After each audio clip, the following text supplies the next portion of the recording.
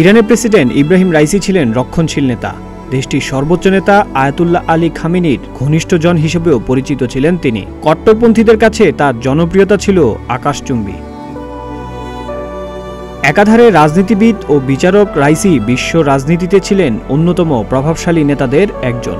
Israel আমেরিকার চোখে চিরশত্রু, আর ফিলিস্তিন ও মুসলিম বিশ্বে তার জনপ্রিয়তা ছিল শীর্ষে।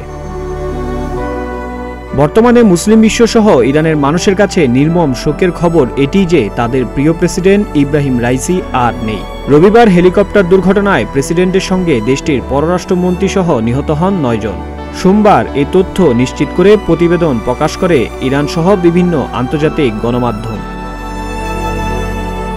ইরানের ইসলামিক প্রোপাগেশন অর্গানাইজেশনের তাবরিজ দপ্তরের পরিচালক হুজ্জাতুল ইসলাম মাহমুদ হোসেইনি জানান, প্রথম জানাজার পর রাইসির মরদেহ নেওয়া হবে তেহরানে।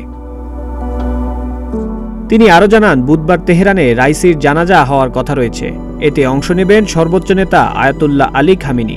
এর একদিন পর জন্মশহর মাশহাদে রাইসিকে দাফন করা হতে পারে। এদিকে রবিবার রাইসির হেলিকপ্টারটি কিভাবে ও কেন বিধ্বস্ত হল তা খতিয়ে দেখতে তদন্ত কমিটি গঠন করেছে ইরান। যদিও দুর্ঘটনার প্রাথমিক কারণ হিসেবে বৈরী ও দুর্যোগপূর্ণ আবহাওয়ার কথা বলা হলেও এর নেপথ্যে আরও কিছু কারণ নিয়েও চলছে আলোচনা।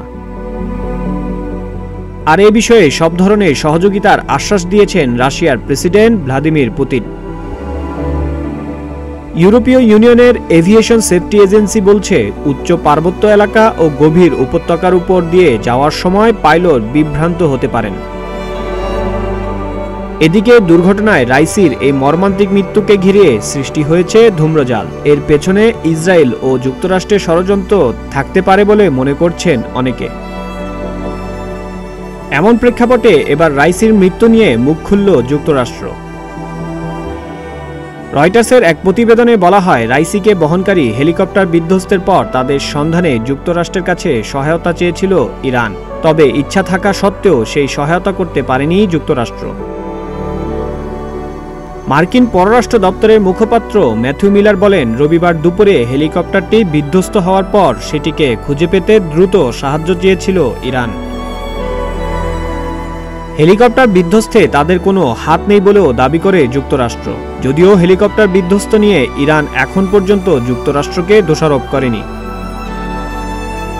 এছাড়া ইরানের প্রেসিডেন্টের মৃত্যুর ঘটনায় আনুষ্ঠানিক শোক জানিয়েছে ওয়াশিংটন।